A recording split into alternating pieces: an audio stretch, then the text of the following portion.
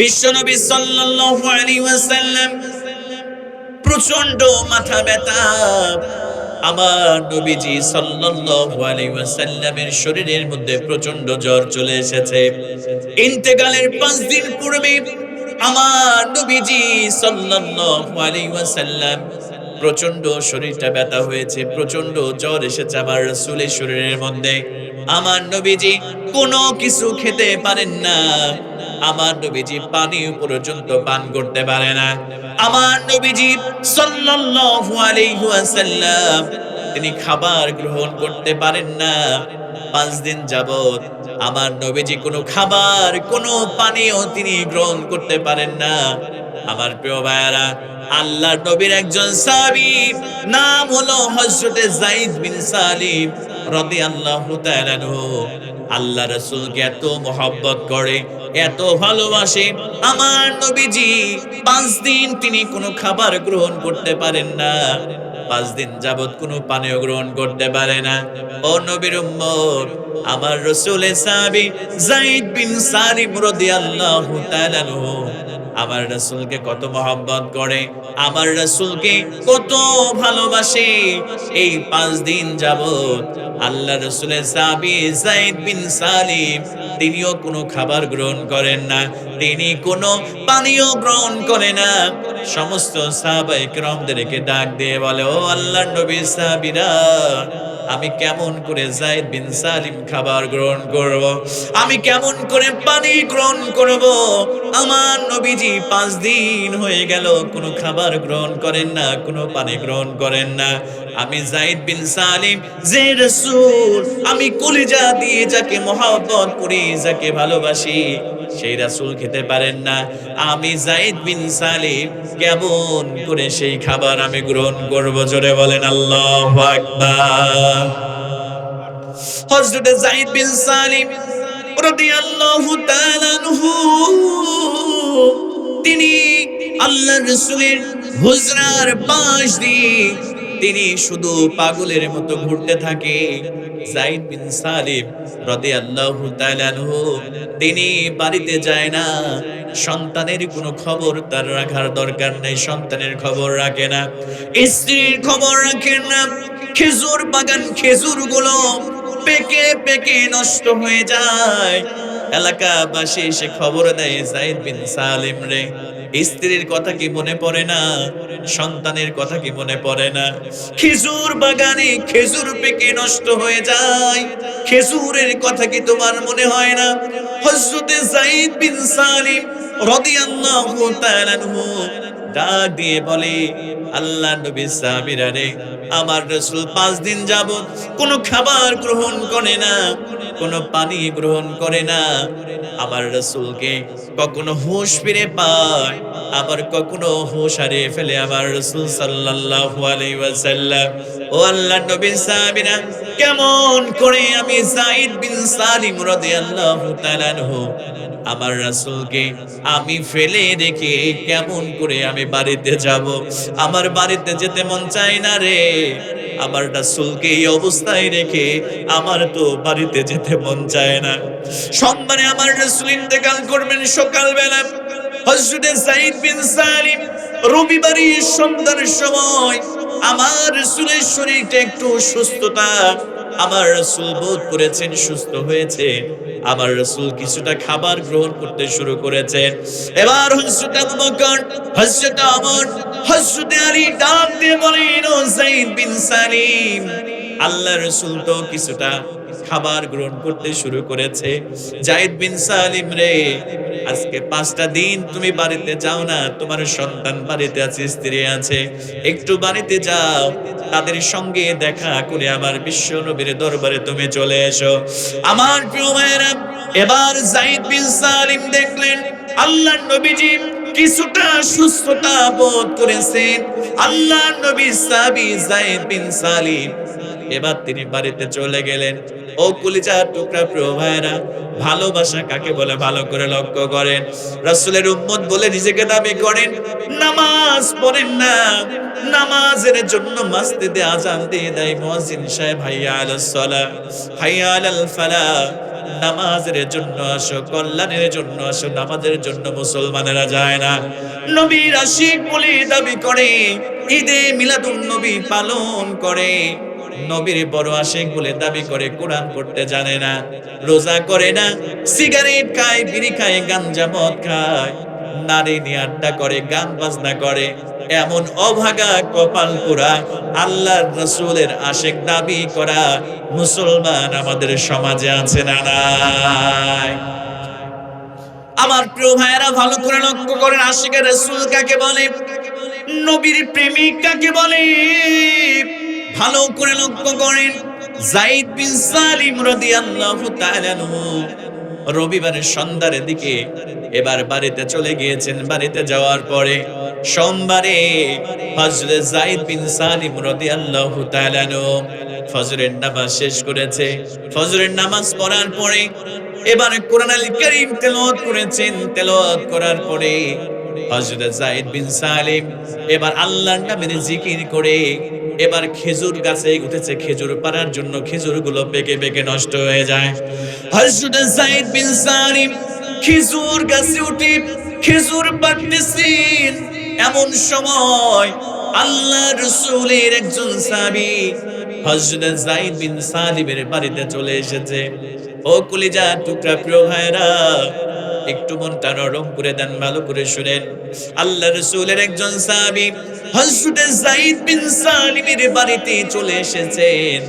বাড়িতে আসার পরে এবার ডাক দিয়ে যায়েদ বিন সালিমকে খেজুর গাছের মাথায় ডাক দিয়ে বলতেছে, যায়েদ বিন সালিম রে, তুমি এইদিকে খেজুর পাড়তেছো, তুমি খেজুর গাছে উঠে খেজুরগুলো পারো, আর ওইদিকে আমার তোমার নবী গোটা বিশ্বকে এতিম বানায়া আমার তোমার নবী এই দুনিয়া থেকে বিদায় নিয়েছে রে যায়েদ বিন সালিম।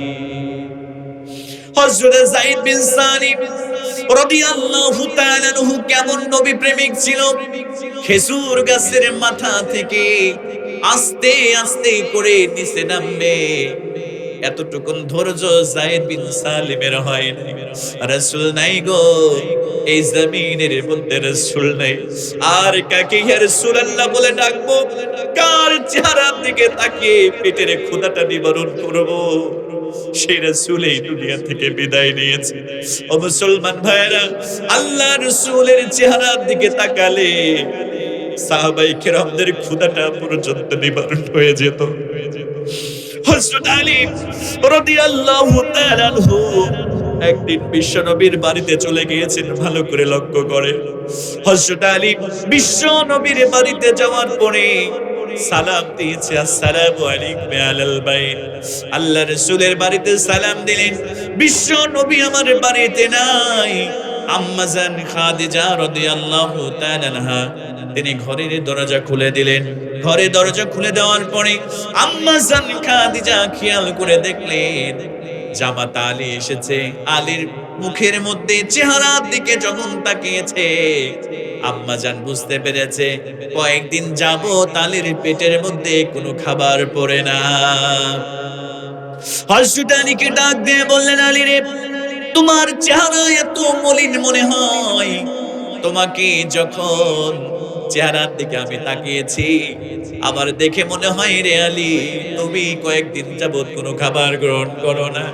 হযরত আলীকে ডাক দিয়ে বলে, ও আলী, যে রাসূলের বাড়িতে তুমি খাবারের জন্য এসেছো, যে রাসূলের বাড়িতে তুমি খাবার গ্রহণের জন্য এসেছো, খাবার খোঁজের জন্য এসেছো রে আলী, সেই রাসূল আজ 3 দিন যাবত রাহমাতুল লিল আলামিন বিশ্ব নবীর বাড়িতে কোনো খাবার রান্না হয় না।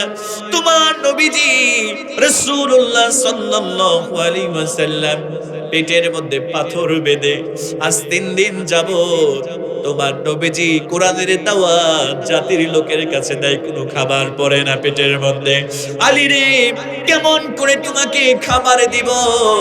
হযরত আলী ডাক দিয়ে বললেন, আম্মা গো, আপনি ঠিকই ধরেছেন, আজ 3 দিন যাবত আমি আলীর পেটের মধ্যে কোনো খাবার পড়ে না। আমার বাড়িতে 3 দিন চুলা জ্বলে না। পেটের দিকে তাকায় দেখেন মাগো, আমার পেটের মধ্যে পাথর বাঁধা আছে, আমি তো আপনার কাছে এসেছি মা খাবারের জন্য নয়, আমার রাসূলের কাছে এসেছি খাবারের জন্য নয়। আমার ইতিপূর্বে যখন পেটের মধ্যে প্রচন্ড ক্ষুধা লেগেছে, আমি আমার রাসূলের দিকে যখন তাকাই, ওই রাসূলের নুরানি চেহারা দিকে যখন আমি তাকিয়েছি, আল্লাহ রাব্বুল আলামিন সঙ্গে সঙ্গে আমার পেটের প্রচন্ড ক্ষুধাকে আল্লাহ পাক দূর করে দিয়েছে। জোরে বলেন সুবহানাল্লাহ। আম্মা জান, আমি খাবারের জন্য আসি নাই, আমি আমার রাসূলকে একটা নজর দেখার জন্য এসেছি। আমি যদি রাসূলের দিকে তাকাই, আমি বিশ্বাস করি আমার পেটের ক্ষুধা আল্লাহ পাক নিবারণ করে দিবে। জোরে বলেন সুবহানাল্লাহ। আমার প্রভু হযরত যায়েদ বিন সালিম রাদিয়াল্লাহু তাআলা খেজুর গাছের মাথায় নাচতে আস্তে করে নামবেন, এতটুকু ধৈর্য হয় নাই। যখন নবী সাহাবী বলেছে, যায়েদ বিন সালিম রে, কোন নবীকে আর নবী বলে ডাকবে, কোন নবীর দরবারে আবার যাবে? সমস্ত পৃথিবীর উম্মতদেরকে এতিম বানায়া আমার তোমার নবীজি এই দুনিয়া থেকে বিদায় নিয়ে চলে গিয়েছে। হযরত যায়েদ বিন সালিম এবার এই কথাটা শোনার পরে, রাসূল নাই রে, জমিনের মধ্যে আমার রাসূল নাই। এবারে যায়েদ বিন সালিম আস্তে আস্তে নামার ধৈর্য হয় নাই, ওই খেজুর গাছের মাথা থেকে একটা লাফ দিয়েছে, লাফ দিয়ে জমিনের মধ্যে যায়েদ বিন সালিম পড়ে গিয়েছে। জোরে বলেন আল্লাহু আকবার। আমার মুসলমান মায়েরা, এবার রাসূলের কথা শুনে যায়েদ বিন সালিম মাটির মধ্যে পড়ে যাওয়ার পরে আল্লাহর কাছে দুহাত তুলে দোয়া করে, রব্বুল আলামিন, আমি যায়েদ বিন সালিমের দুইটা চোখ তুমি অন্ধ করে দাও। আরে যে চোখ দিয়ে আমার রাসূলকে দেখতে পারবো না, ওই চোখ দিয়ে আমার স্ত্রীকে দেখতে চায় না, আল্লাহ তাআলা আমার দুইটা চোখ তুমি অন্ধ করে দাও। যে চোখ দিয়ে আবার রাসূলকে দেখতে পাবো না, ওই চোখ দিয়ে আমি আমার সন্তানকে দেখতে চাই না। আল্লাহ তাআলা তুমি আমার দুই চোখ অন্ধ করে দাও। যে চোখ দিয়ে আমার রাসূলকে দেখতে পারবো না, ওই চোখ দিয়ে আমি এই দুনিয়ার কোন সৌন্দর্য দেখতে চাই না। রব্বুল আলামিন, তুমি আমার কিয়ামতের দিন আবার দুইটা চোখ তুমি ভালো করে দিও গো আল্লাহ, যাতে করে আমি আমার ওই চোখ দিয়ে সর্বপ্রথম কিয়ামতের দিন আমার দয়ার নবী, আমার পানের নবী, আমার মায়ার নবী, বিশ্ব নবীর আমি দেখতে পারি। ছেড়ে বলেন আল্লাহু আকবার। ও নবীর উম্মত, আজকে সেই রাসূলের উম্মত বলে দাবি করি, মসজিদে নামাজের জন্য আসি না, আমরা 5 ওয়াক্ত নামাজ আমরা পড়ি না। কেমন করে ওই রাসূলের কাছে আমরা আমাদের মুখটা দেখাবো? একটাবারও কি মনের মধ্যে পড়ে না যে রাসূল এখনো রওজায় শুয়ে শুয়ে ইয়া হাবলি উম্মতি উম্মতি উম্মতি বলে এখনো কান্না করে? সেই রাসূলকে কেমন করে এই মুখটা দেখাবেন যে রাসূল মুখের মধ্যে দাড়ি রেখেছে, আর দাড়ি ছাড়া ওই কবরের মধ্যে যাবেন, কিয়ামতের মাঠে উঠবেন? ওই রাসূলকে কেমন করে আপনার চেহারাটা দেখাবেন?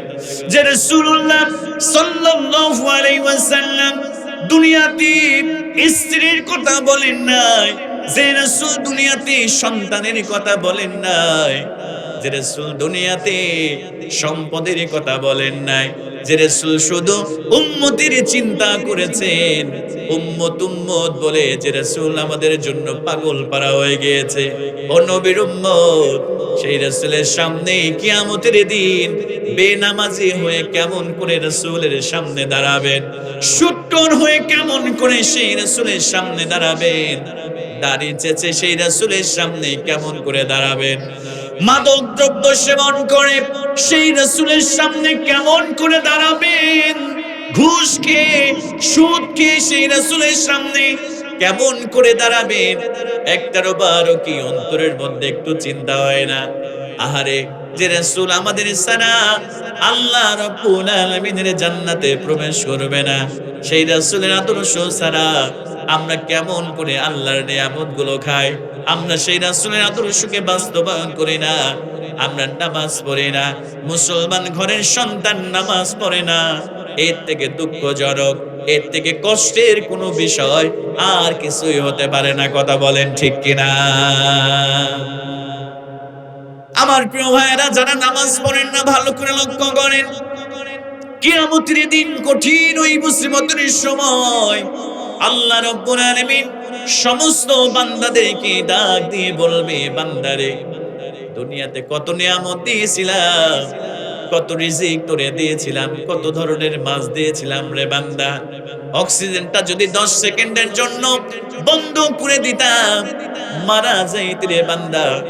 লক্ষ কোটি টাকার অক্সিজেন তোর জন্য ব্যবস্থা করেছিলাম রে বান্দা। মাছ ভালো লাগে না, তোর জন্য কত রকমের গরুর গোশত, মহিষের গোশত, পাখির গোশতের ব্যবস্থা করেছিলাম। গোশত তোর ভালো লাগে না, তোর জন্য হাজার রকমের ফল মূল তোর জন্য ব্যবস্থা করেছিলাম রে বান্দা। কি নিয়ে এসেছিস আমার জন্য আজকে আমি তোমার এটা দেখতে চাই। ও নবীর উম্মতেরা, এবার আল্লাহ পাক রব্বুল আলামিন তার বান্দাদেরকে ডাক দিয়ে বলবে, বান্দারে একটু আমার কদমে সেজদা দে, একটু আমার কদমে তোরা সেজদা দিয়ে দে, একটা বার রুকু দিয়ে দে। আমার মুসলমান কলিজার টুকরা প্রিয় ভাইয়েরা, এই দুনিয়াতে যারা নামাজ পড়েছে, 5 ওয়াক্ত নামাজ সুন্দর করে যারা আদায় করেছে, আল্লাহ পাক অর্ডার করার সঙ্গে সঙ্গে বান্দাগুলো রুকু দিয়ে দিবে, সেজদা দিয়ে দিবে। আল্লাহ পাক ফেরেশতাদেরকে ডাক দিয়ে বলবে, আমার ফেরেশতারা, আমার বান্দা দুনিয়াতে নামাজ পড়েছে, আমার বান্দা রুকু করেছে, আমার বান্দা সেজদা করেছে। ফেরেশতারা জান্নাতের ফুলের শুভেচ্ছা দিয়ে ফুলগুলো নিয়ে আয়। আমার বান্দাদেরকে রুকু সেজদা করেছে নামাজি বান্দাদেরকে ফুলের তোড়া দিয়ে, ফুলের মালা গলায় দিয়া তাদেরকে তোরা জান্নাতের মধ্যে প্রবেশ করায় দে। জোরে বলেন সুবহানাল্লাহ। এবার যারা নামাজ পড়ে নাই, আল্লাহ পাক যখন অর্ডার করবেন বান্দারে রুকু দিয়ে দে, সেজদা দিয়ে দে। ও মুসলমান কলিজার টুকরা প্রিয় ভাইরা, যারা নামাজ পড়ে নাই, আযান মসজিদে হয়েছে, হাইয়া আলাস সালাহ, হাইয়া আলাল ফালাহ, নামাজের জন্য আসে নাই, কল্যাণের জন্য আসে নাই। এবার তারা নামাজ না পড়ে টেলিভিশনের রুমে বসে টেলিভিশন দেখেছে। ও মুসলমান, একটুবারও কি চিন্তা ভাবনা অন্তরের মধ্যে হয় না? কেমন করে তুমি নির্লজ্জ মুসলমান হয়েছ? দোকানের মধ্যে গান বাজি, নায়ক নায়িকারা নাচে, আর তুমি চায়ের কাপটা হাতে নিয়ে সিগারেটটা হাতের মধ্যে ধরে তুমি কেমন নির্লজ্জ মুসলমান। ওই চায়ের দোকানে বসে থাকো, মুয়াজ্জিন তোমারে 5 বার ডাকে, হাইয়া আলাস সালাহ, হাইয়া আলাল ফালাহ বলে, তুমি নির্লজ্জ মুসলমান, বেহায়া মুসলমান। আল্লাহর সামনে কেমন করে তোমার মুখটা দেখাবে? যে আল্লাহ তোমারে 3 বেলা রিজিকের ব্যবস্থা করে দেয়, যে আল্লাহ তোমার হাজারো রকমের নিয়ামতের ব্যবস্থা করে দেয়, সেই আল্লাহকে সেজদা না দিয়ে আল্লাহর নাফরমানিতে লিপ্ত হয়ে অশ্লীল সিনেমা দেখে দেখে সময়কে কাটায় দাও। অনেকে আছে বলে আজান হয়, একটু টিভির সাউন্ডটা কমায় দে, অথচ টিভির দিকে নজরটা চেয়ে তাকে হারাম নাচ দেখতেছে, নৃত্য দেখতেছে, সাউন্ড কমানোর কথা বলে। নির্লজ্জ মুসলমান আমি বলবো, কারণ হলো সে কখনো মুসলমান হতে পারে না। যে টেলিভিশন দেখে, মসজিদে মুয়াজ্জিন আযান দিয়ে দেয়, হাইয়া আলাস সালাহ, হাইয়া আলাল ফালাহ বলে, মসজিদে নামাজের জন্য আসে না, নামাজ পড়ে না, 5 ওয়াক্ত নামাজ ছেড়ে দেয়। আল্লাহ রাসূল বললেন, এইটা মুসলমান নয়। কারণ হলো বাইনাল আবদ ওয়া বাইনাল কুফরি তারকুস সালাহ। মুসলমানদের জন্য, মুমিনদের জন্য, মুসলমানদের মধ্যে এবং মুমিনদের মধ্যে, কাফেরদের মধ্যে একমাত্র পার্থক্য নির্ণয়কারী যে জিনিসটা রয়েছে তার নাম হলো নামাজ। সবাই একটু আওয়াজ দিয়ে বলেন তো, তার নাম কি? হিন্দু অনেক আছে দেখবেন দাঁড়িয়ে আছে। আমাদের দেশের রবীন্দ্রনাথ ঠাকুর, আমি আব্দুল সালাম রাসেলের তো কি দাড়ি, রবি ঠাকুরের দাড়ি, আমার চাইতেও বড় বড় ছিল, কথা বলেন ঠিক কিনা? আমি তো কি টুপি পরেছি, খ্রিস্টানদের পাদ্রী যারা আমার থেকে বড় লম্বা টুপি পরে, তারা বড় জুব্বা পরে, অনেক হিন্দু আছে পাঞ্জাবি পরে। তার মানে পাঞ্জাবি দেখে, জুব্বা দেখে, টুপি দেখে, দাড়ি দেখে মুসলমান চেনা যায় না। মুসলমান চেনা যায় আমার প্রিয় ভাইয়েরা একমাত্র কেবলমাত্র আল্লাহর নবীর ভাষায়। মুসলমান চেনা যায় নামাজ দেখে, কথা বলেন ঠিক কিনা? আল্লাহ পাক রব্বুল আলামিন এবার কিয়ামতের মাঠে যখন নামাজের জন্য রুকু দেওয়ার কথা বলবেন, সিজদা দেওয়ার কথা বলবেন, ও মুসলমান কলিজার টুকরা প্রিয় ভাইয়েরা, এবার যারা দুনিয়াতে নামাজ পড়ে নাই রে, এবার তারা রুকু দিতে পারবে না, সিজদা দিতে পারবে না, চিত হয়ে পড়ে যাবে, কাত হয়ে পড়ে যাবে, পিঠটা সোজা হয়ে থাকবে, বাঁকা হবে না। এবার আল্লাহ পাক বলবে, ফেরেশতারা আমার নাফরমান বান্দাগুলো দুনিয়াতে নামাজ পড়ে নাই, দুনিয়াতে রুকু দেয় নাই, সিজদা দেয় নাই, আমার বান্দা নাফরমান বান্দা, এই বান্দাগুলোকে তোরা জাহান্নামের মধ্যে যা। জাহান্নামের মধ্যে উত্তপ্ত লোহার শিকল আছে, গরম শিকল আছে, 70 হাত লোহার শিকল নিয়ে আয়। এবার নিয়ে আসা হবে আমার ভাইরা, এবার বেনামাজদেরকে বেঁধে ফেলা হবে। ওই 70 হাত লোহার শিকল দিয়ে পেঁচিয়ে বেঁধে ফেলার পরে আল্লাহ পাক বলবেন, টানতে টানতে জাহান্নামের মধ্যে নিয়ে যা। এবার ফেরেশতারা জাহান্নামের দিকে নিয়ে যাওয়া শুরু করবে। প্রিয় ভাইয়েরা, বেনামাজিরা যাইতে চাইবে না, হাঁটুটা মাটির মধ্যে গেড়ে দিবে, পায়ের বৃদ্ধাঙ্গুলিটা মাটির মধ্যে গেড়ে দিবে, যেতে চাইবে না। আল্লাহকে ডাক দিয়ে বলবে, রব আমাকে মাফ করে দাও, আমাকে আরেকটা বার দুনিয়াতে যাওয়ার সুযোগ করে দাও, আরেকবার যদি দুনিয়াতে পাঠাও রে মালিক, আর নামাজ ছেড়ে দিব না, আর রোজা ছেড়ে দিব না, আর কোরআন ছেড়ে দিব না। আল্লাহ সব সময় তোমার কদমে সিজদা দিয়ে পড়ে থাকবে। আল্লাহ বলবে, বান্দা এই সুযোগ তো আর নাই, এই সুযোগ তোরে দেয়া হবে না। আল্লাহ ফেরেশতাদেরকে বলবে, ফেরেশতারা আমার এই নাফরমান বান্দাকে, আমার এই নাশুকরিয়াকারী বান্দাকে তাড়াতাড়ি জাহান্নামের মধ্যে ফেলে দে। এবার তাদেরকে জাহান্নামের দ্বারপ্রান্তে নিয়ে যাওয়া হবে। তাদেরকে বলা হবে, মা সালাকাকুম ফি সাকর, কি এমন অপরাধ করেছো এই জাহান্নামের মধ্যে তোমাদেরকে নিয়ে আসা হলো? এবার তারা আফসোস করে বলবে, যারা আল্লাহর নাফরমান বান্দা, যারা আল্লাহরে রুকু দেয় নাই, যারা আল্লাহরে সিজদা দেয় নাই, যারা আল্লাহর নাফরমানি করেছেন, নামাজ পড়েন নাই, তারা বলবে, ক্বালু লাম নাকু মিনাল মুসাল্লিন। ও আল্লাহর ফেরেশতারা, আমরা দুনিয়াতে মুসল্লি ছিলাম না, আমরা নামাজে ছিলাম না, আজান হয়েছে নামাজ পড়তে যাই নাই, টেলিভিশন দেখেছি, চায়ের দোকানে বসে বসে গীবত করেছি, অযথা আড্ডা দিয়েছি, টেলিভিশন দেখেছি, খারাপ গল্পের মধ্যে লিপ্ত হয়েছি, নামাজে যাই নাই, নামাজ পড়ি নাই। এজন্য আল্লাহ রাব্বুল আলামিন আমাদেরকে জাহান্নামের মধ্যে নিক্ষেপ করে দিয়েছে। জোরে বলেন নাউজুবিল্লাহ। এজন্য প্রিয় ভাইয়েরা, আমি আপনাদের এলাকার সন্তান, কারো বা ভাই, কারো বা ভাতিজা, কারো বা নাতি, আমার কলিজার টুকরা প্রিয় ভাইয়েরা, ওদের তওবা জানাই। আল্লাহ যে 5 ওয়াক্ত নামাজ ফরজ করে দিয়েছে রে বান্দা, ও মুসলমান কলিজার টুকরা, আমার কলিজার টুকরা এলাকাবাসী, 5 ওয়াক্ত নামাজ ছেড়ে দিন না।